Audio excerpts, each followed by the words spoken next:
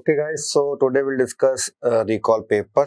So it was indeed a bit tougher paper compared to other attempts. So what we'll try to solve some questions of this exam. So there may be some variation because these are recall memory based questions. So let's start with our first question. Myasthenia gravis is which type of hypersensitivity? So this was pretty straightforward question. Like I told you in our video lecture in DBMCI app, so you can see this is clearly saying it is a type 2 hypersensitivity. So like in literature, in some of the newer literature, it is also saying it's a variant of type 5. Type 5 is nothing. Type 5 is actually a variant of type 2. So this we have discussed in the routine normal classes in Behtarin Bhatia batch. We have also discussed this in our app. Myasthenia gravis, which type? Type 2 hypersensitivity. So I know most of you have marked this question as correct. So let us see, move on to more difficult levels, more difficult questions. Okay, there was a history given, then they have mentioned a patient has a profuse sputum formation. So the answer for this question is, see, there is a diffuse profuse sputum. What we call this? We call this bronchoria.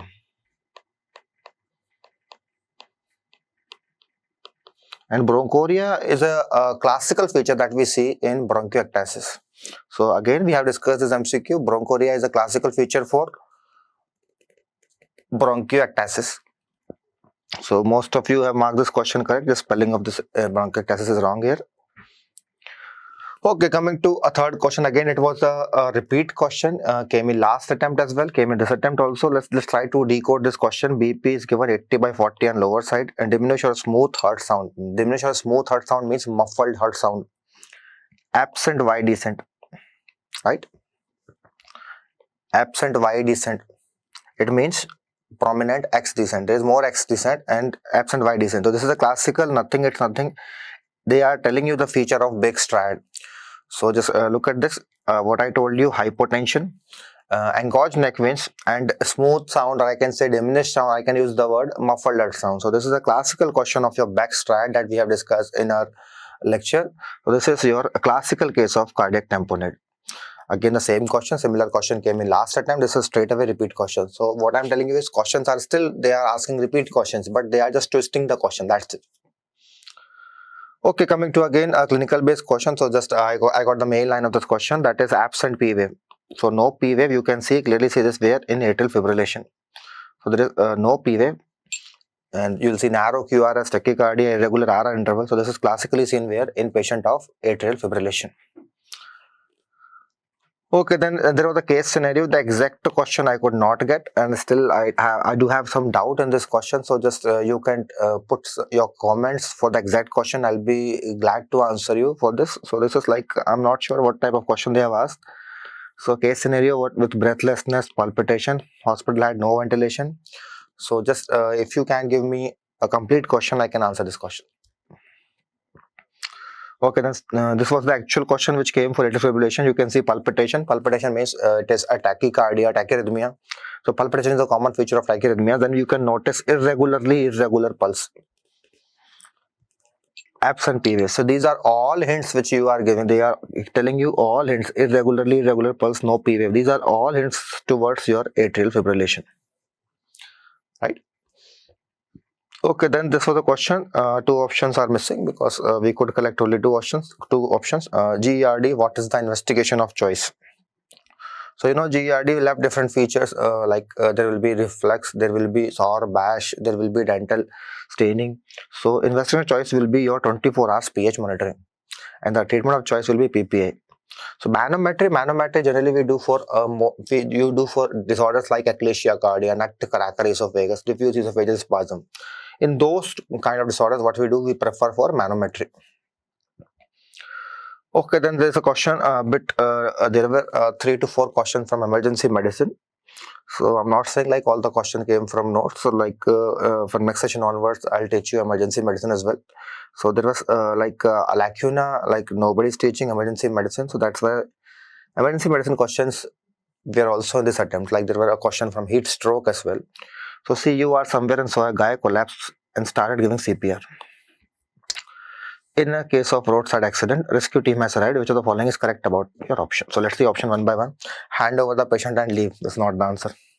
So most of the good students, they will have difficulty in two options. Let's see, stop CPR and let them apply paddles. No, do not stop CPR, continue CPR. So first thing is CPR should not be stopped unless patient is reviving. So let's see option A and B. Continue 5 rounds of CPR at the rate of 30:2 followed by application of AD. Or continue CPR while team applies AD paddles. Right. So this is better. When AD paddles are ready, till that time you should continue CPR. So answer for this question is option number B, Bombay. So, coming to next question, there was an ECG given. The answer for this question was PSVT, paroxysmal supraventricular tachycardia.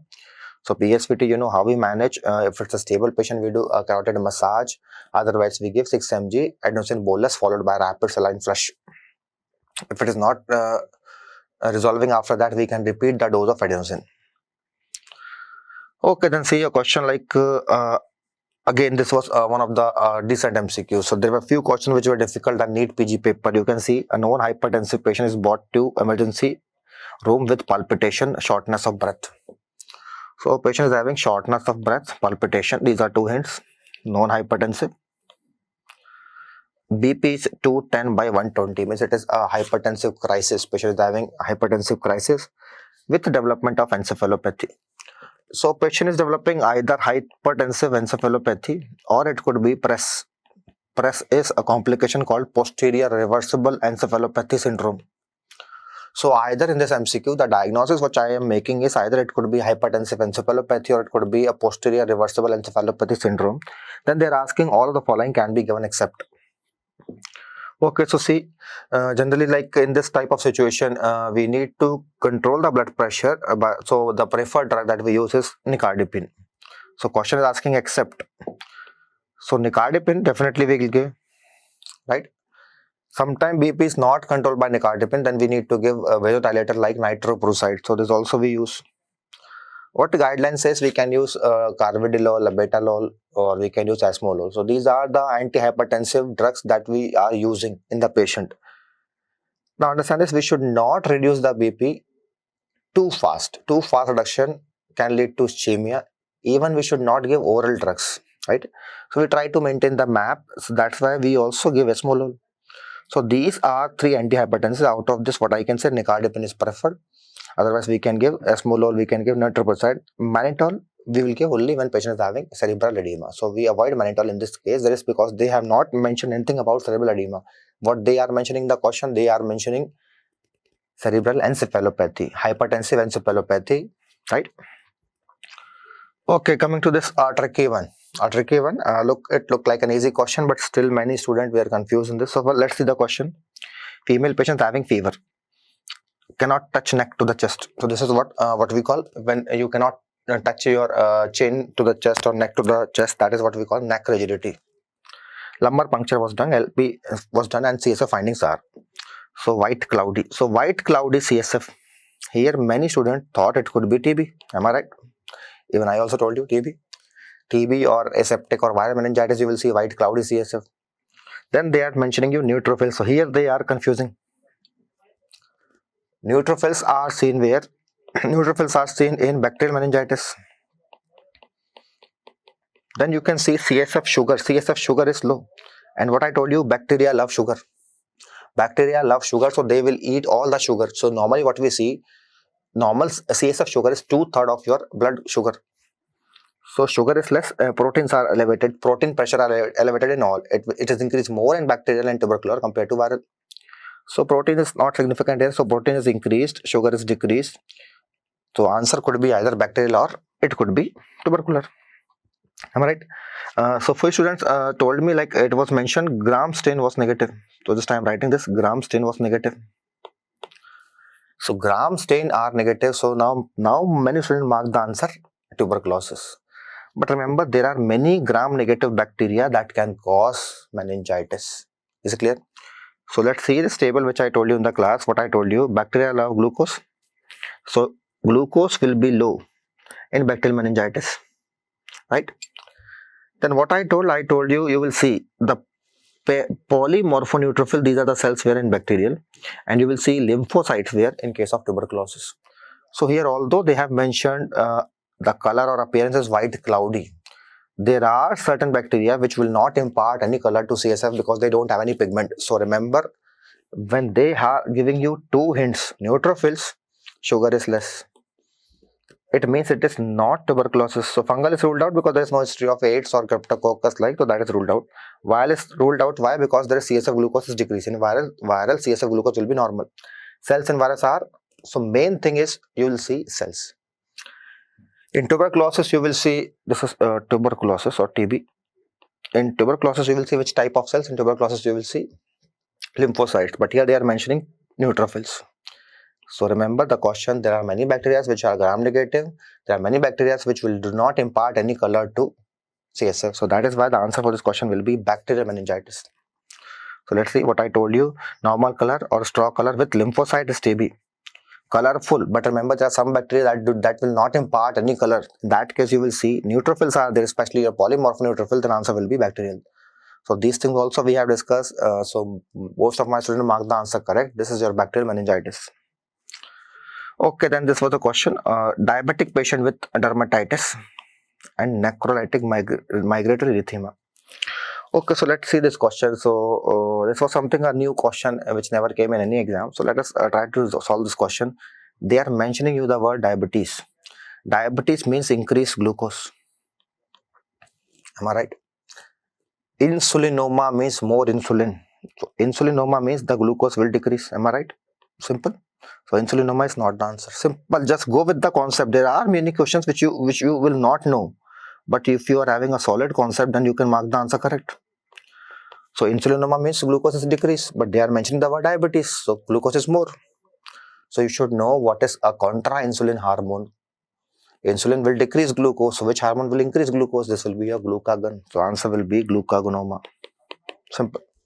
So this is like a condition, necrolytic migratory erythema that we see where in a patient of glucagonoma. Okay, now see, patient with chronic stable angina is having signs of heart failure. So patients having signs of heart failure, which are the following drugs increase longevity. So that is, they're asking which drug is having longevity. What I told you in our lecture, in our app is which drug is having mortality benefit. So which drug increases mortality? So if you see what I told you, Arnis means your sacubitril/valsartan combination. Arnis, or I can say Arni, are the best drug to prevent heart failure, followed by ACE inhibitor, followed by ARB, followed by beta blockers. This question came straight away from my note. And what I have written here, these are the only categories of drugs which are having mortality benefit. Arnis, ACE inhibitor, ARBs, beta blockers. So these are four categories of drugs which are having mortality benefit. So see, beta blocker should be my favorite answer, but it's not given in the option. CCB will not have any mortality benefit, so they will not increase longevity.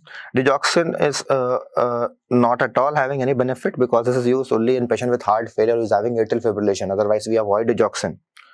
Torsemide is diuretic. Again, this diuretic we can give in symptomatic cases, but it is not having any type of mortality benefit. So answer will become ACE inhibitor, lisinopril, perindopril, enalapril, ramipril. What these all are? These are your ACE inhibitor. So remember, Arnis, angiotensin, renin, neprilysin inhibitor, that is your sacubitril/valsartan, ACE inhibitor, ARB, and beta blocker. So these are four categories of drug that will have mortality benefit. Okay, now see this question. Young adult present with, again this is a basic question, with gastric outlet obstruction and vomiting. So suppose if you are having vomiting, what will happen because of vomiting? Because of vomiting, you will lose all the electrolytes. So suppose your body is having HCl. So you will lose H positive ion, so there will be alkalosis, right? You will lose sodium, so there will be hyponatremia, right? HCl is moved, you will lose chloride, there will be hypochloremia. You will lose H positive ion, so alkalosis, hyponatremia, hypochloremia, these are commonly seen because of vomiting. So understand this. The meaning of word NS is normal saline. Normal saline means NaCl. So at least we have something that we can increase, that we can give to replenish these lost ions. Am I right? So something what we can give, that is your NS. So clear cut answer, an easy question, but still many students mark the answer RL. That is very unfortunate. The answer for this question is normal saline. Vomiting होगी, diarrhoea होगा, क्या electrolytes जाएंगे, सो आपको वो पहले देने हैं, right? So you should, by giving NS, you will correct sodium, you will correct chloride, right? And NaCl is acidic in nature. You will also correct. You will also correct this alkalosis. So that is why the preferred answer will be normal saline. Okay, then we have discussed this hypoglossal nerve. Which of the following is seen in hypoglossal nerve? What is seen? So you can see this is what I mentioned, what I told you in the class. Just I forgot to twist this picture because I was having lesser time. So you can see this is hypoglossal nerve. We can check by checking the strength of your tongue muscle. So you will see whenever there is injury, the tongue deviation should be on the same side. It will be on the same side. Okay, then see smoker male patient who has developed difficulty in swallowing. So which cancer? So we have discussed this in detail. We have discussed different type of lung cancer. So you can see this, what I told you. I told you BD, commonest cancer in India because of BD smoking or cigarette smoking. That is your squamous cell lung cancer. This is also a cancer which is having cavity-like mass. So most common cancer in smokers, that is your squamous cell carcinoma. Okay, let's see other option. Bronchoalveolar carcinoma is a variant of adenocarcinoma. And these are generally, you can see in non-smoker population. Large cell carcinoma is diagnosis of exclusion. It is a diagnosis of exclusion. So answer for this question will be squamous cell carcinoma. Okay, person bring his father, let me see this question again, an emergency medicine question. Bring his father who has become unconscious while working in hot sun in 44 degree. So 44 degree means in the month of June. Okay, some students are also telling it was given May, some are telling it was given March. So okay, May, June, March in India it is hot. So patient, simple question, patient till now what I am getting is patient is working in heated environment, right, in extreme hot environment. So what he developed, because of this he developed heat stroke. So when he develops, so diagnosis in this case is heat stroke. So when you see heat stroke, you will see all the features. Because of sudden heat, sweating is generally absent in heat stroke. So answer for this question is sweating. You can see headache, you can see hypotension, that's why the person is getting unconscious, he's fainting, and you can see nausea. So in heat stroke, sweating is absent. So diagnosis for this case will be heat stroke. Okay, then they see this question. Many again mark the answer. Boy Rehav syndrome, some mark the answer Mallory Weiss, but I told you many times in the class, CLD patient, chronic liver disease, they will have portal hypertension. They will have portal hypertension, and here they are mentioning the word hematemesis, massive hematemesis. Now see, Mallory Weiss syndrome, it's just a mucosal tear. It's also seen in alcoholic, but it's due to binge drinking. It is due to acute alcohol consumption or binge drinking. Perforation peptic ulcer will have many other symptoms. There may be upper GI bleed, there can be lower GI bleed, there will be abdominal pain. Boy-Rehav syndrome, you will see there will be a liberation or release of esophageal content into your mediastinum. So patient will have mediastinitis that we call Hammond's crunch sign, or walking in snow with heeled shoes. That crunch, eating perk-like sound, that is called Boy-Rehav syndrome. So here you can see what I mentioned. Varices are seen in CLD patient. They are associated with portal hypertension, and patient present with hematemesis we can prevent by giving a propranolol. So propranolol, a non-selective beta blocker that is used to prevent these varices. So this also we have discussed. So answer for this question, the biggest hint is given is CLD. CLD means chronic liver disease. So again, answer for this question, easy one. This was a pretty easy one. Esophageal bleeding varices. I know most of the students mark the answer Mallory Weiss or Boy-Rehav, but see the hint is given, that is your CLD. It is a chronic liver disease. Okay, patient while climbing Everest at 5,000 meters is having headache, dizziness, cerebral edema. So this is basically they are talking about high altitude pulmonary edema. And which of the following finding indicate development of high altitude cerebral edema? So understand this question again based on your emergency medicine panel. They are asking you how you can get an idea that patient is developing high altitude cerebral edema. So CNS change, neurological change are classical finding that we see. So understand this, here you can see the only one option which is having neurological change, that is your altered mentation. Altered mentation. So altered mentation is something that is telling you that now this edema is developing into brain and this patient can collapse anytime. J-wave easy one in hypothermia. Okay, family member is volunteering for blood donation for a person with RTA. Before giving blood transfusion with the following is not tested. So see what are the infection which we test. So what I told you, hepatitis B, C, HIV, malaria, syphilis. So these are the things which we test. So let us see. HIV, do we test? Yes. 1 and 2 both we test. So HIV is there, HIV is there. Hepatitis B, do we test? Yes. B we test. A, no. C we test? Yes. So answer will be hepatitis A. So again, question from your notes. Hepatitis A is not test because it is like a self-limiting condition. So most of the patient, they will have a self-recovery. ABG report, see pH is decreased, PCO2 is increased. So you can see pH is decreased and PCO2 is increased. The direction is opposite, so it is respiratory, and pH is low, so respiratory acidosis. So this is the case of respiratory acidosis. Again, an easy question. I know your medicine went well, but you need to focus on other subject as well, right? Okay, young male, 25 years of age, present with ptosis, worse in the evening and shows improvement in the morning. So that is what I told you. You will see, like whenever you do RNS, repetitive nerve stimulation, you will see decremental response. So this is like there will be worsening of symptom by evening. There will be ptosis. Now some students are saying, sir, male is given. I told you autoimmune diseases are commonly seen in female, but male can also develop this, right? Patient complaint of exertional fatigue. Ice pack test. So this is the biggest hint. So this also again an indirect repeat question. So you can see ice pack test. This female is applying ice and ptosis improved. So ptosis is improved after applying ice. This is your myasthenia gravis. This is your myasthenia gravis, right? Okay, so 50-year-old patient present with palpitation, episodic headache, sweating episode, small left side suprarenal mass. So this is a patient who is having pheochromocytoma. Pheochromocytoma. So generally how we make a diagnosis? We make a diagnosis like for serum metanephrines, and we confirm this by urinary metanephrines.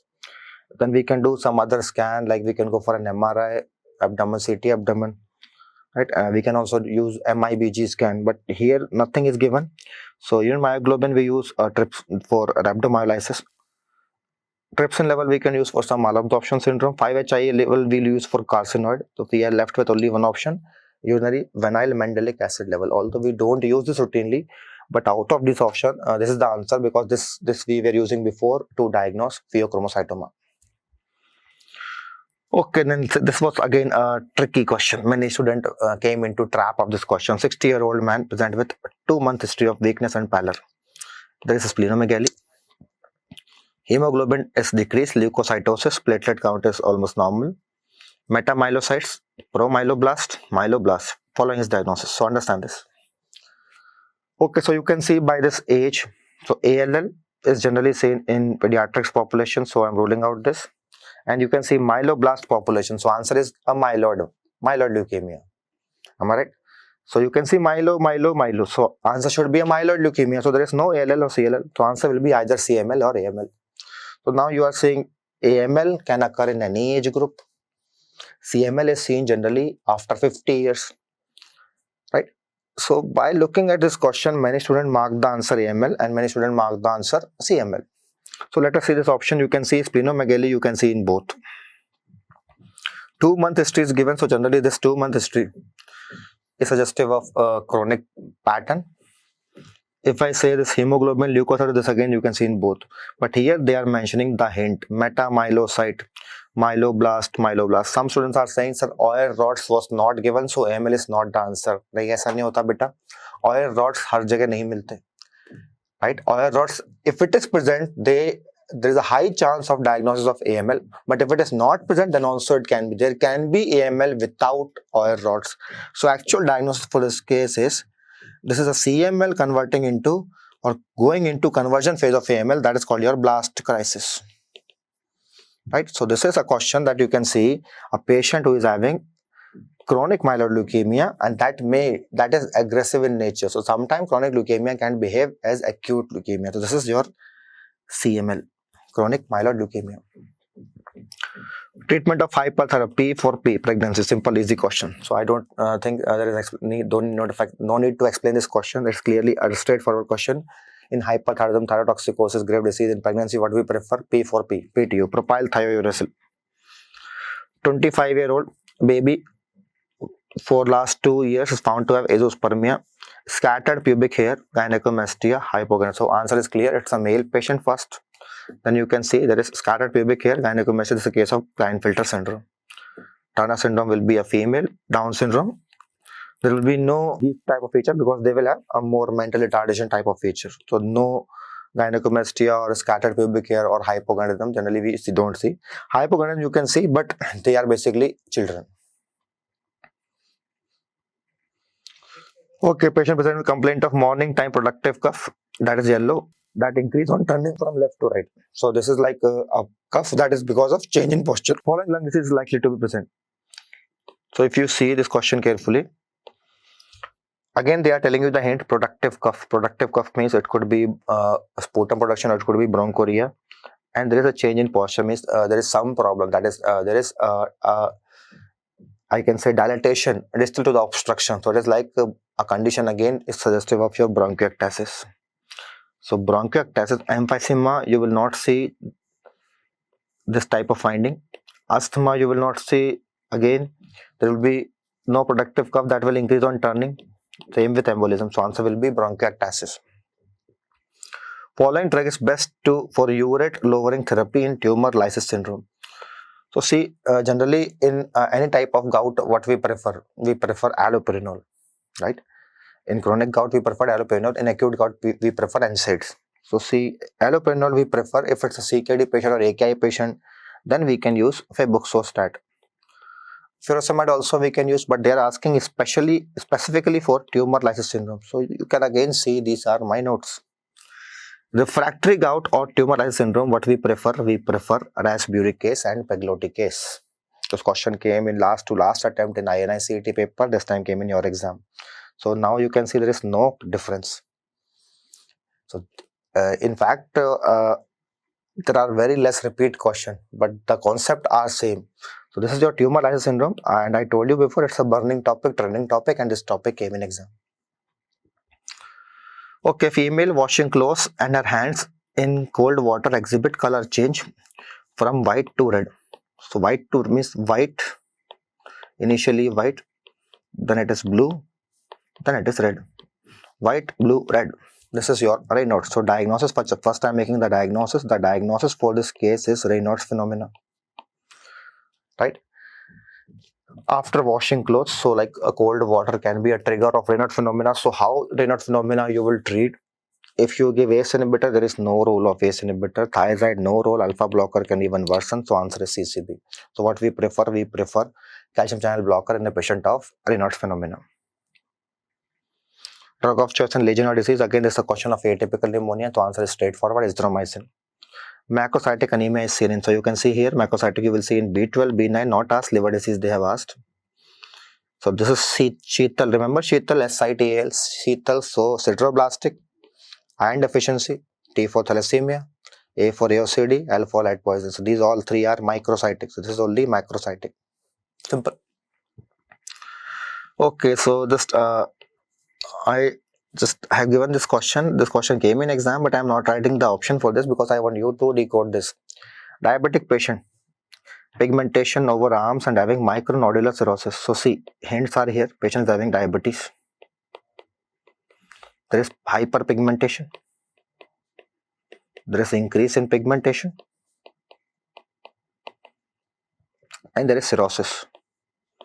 So what you can see iron deposits. So this is nothing. This is a case of hemochromatosis. Hemochromatosis, iron will deposit. So we call this bronze diabetes. Iron will deposit where? It will deposit in your pancreas. It will deposit in your skin. So there will be hyperpigmentation, bronze discoloration of skin. It can lead to cirrhosis. So the answer is hemochromatosis. Hemochromatosis. And how we manage this? We manage this by, we can give iron chelating agent, and what we do phlebotomy, weekly phlebotomy we use. Repeat, this question came 3 times in a row, a hat-trick question. Clear cut answer, 10-year-old child, rash in lower limb, abdominal pain, arthralgia, it is Henoch-Schönlein purpura. Henoch-Schönlein purpura, clear cut answer. Okay, patient present with unstable angina and 325 mg aspirin was given. So what I told you, what we give loading dose. Like in India, we don't have 325 mg, but Harrison says 325 mg. So what we give 300 mg, 75 into 4 tablet, if you remember. See the lecture carefully, 75 into 4. So see this carefully, 75 into 4, that is your loading dose of aspirin. So look at the heading, treatment of unstable angina and non-escalation MI. What is it? It's antiplatelet. So antiplatelet like aspirin. So the same question came, mechanism of action of aspirin. Okay, let's see the option. Yes, and aspirin also inhibit cyclooxygenase, but by cyclooxygenase inhibiting, this will have NSAID like action. So this will have analgesic action. By inhibiting cyclooxygenase, this aspirin will become Dispirin. Dispirin means painkiller. Fibrinolytic, no, it is not fibrinolytic drug. So what are fibrinolytic drugs? These are your streptokinase, alteplase, tenecteplase. Antithrombotic action, no. Antiplatelet or anti-aggregative, that is correct. Clear? Okay, diabetic patients found to have complaint of vomiting, abdominal pain, hyperventilation and hypotension. Blood glucose is 320, urine ketones are present. So clear cut, the diagnosis for this case is DK, diabetic ketoacidosis. Why DK? Okay, some student mark the answer, check blood ketone level. Why to check when that's already given? Right? Urine ketone is less, it will come later on. Blood ketone comes first, but now you are having already urine ketone positive. It means diagnosis is already there. There is no point of checking it again. Urine is positive. It's a case of DK. Okay, soda bicarb we can give, yes, we will give, but we will give only when there is more acidosis. Otherwise, we will avoid. Insulin drip we give, yes, but the main treatment in DK patient is you should give IV fluid. This IV fluid, saline infusion, that will flush this ketone bodies out of your body. So first priority in DK patient is you should remove this ketone bodies. So answer will be IV fluid. Now see this option. First what we give? First option is IV fluid. Then what we give? We give insulin. So first is IV fluid. If it is sometime also we can also give potassium, because there can be hypokalemia in a patient of DK. Clear? And insulin also can cause hypokalemia. So this is the case of diabetic ketoacidosis. The first treatment, the primary treatment of choice is IV fluid. First give fluid, then give insulin. Okay, then there was a question on which is the preferred artery for coronary artery bypass graft. So just remember, REMA is better than LEMA. It is right internal memory artery that is preferred compared to left. Patients identified having a tumor in ileum and 5-HIAA, 5-hydroxyindole acetic acid levels are increased. So this is like a case of carcinoid syndrome. Clear cut diagnosis, carcinoid syndrome. So we diagnose this by 5-HIAA. This is seen in urine. If you want to see in blood what we have, there is a tumor marker for this carcinoid, that is chromogranin. So chromogranin sensitivity you will see where? You will see in a patient in blood. You can see carcinoid in GI tract. You can also see this in bronchus. You can see in bronchus. So diagnosis for both is same. You can diagnose by 5-HIAA in urine and chromogranin sensitivity in blood.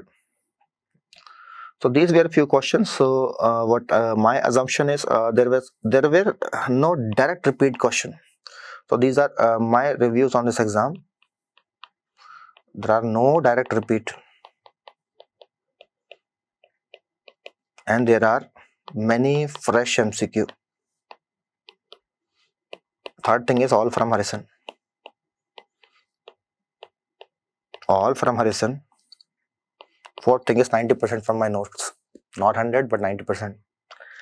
And next important thing is there are less memory based question. So that is something you need to understand this. Now it is the time of conceptual thing, right? Even like a student asked to me this question every time, so what to do in last moment? We should solve many MCQs or we should read our theory notes. So remember, if your theory is strong, because you can see if you solve MCQ from one app or another app or one book or another book, you will see the MCQs are more or less overlap or same. But if you see theory, if your theory are strong, you can score 50% in any exam, right? So this will be our strategy. We should learn a lesson from this exam. We should have a good command on theory, then we can mark anything. So there are two questions which came in exam, which I just said in the class, in the app, but I did not write. So as a student, your duty is to write everything. So there are few questions that also came from what I said. That is also very important. So remember, your theories should be strong. Focus more on conceptual thing. And don't listen those shitty people who say there is no point of learning medicine. You can see these are the questions which came. And there are many more which student could not recall. So you can just give your reviews in your comment box. Any other doubt or any other type of questions, so I'll be glad to solve this. But whatever exam is, I know out of these questions, so these are around like some questions I forgot to mark the numbering. So out of this, there are nearly 40 questions, but I know you marked more than 30 as correct. So that is the strong point about you, right? So beauty of medicine is there are questions which always come, and sometimes it look like we don't know anything, but we mark the answer correct. So that is a true thing. You did it well. Now enjoy for a few days. Don't take any stress. After the exam, see you in PG classes. Thank you so much. Bye-bye. Take care. Keep working hard, right? All the best. Bye-bye.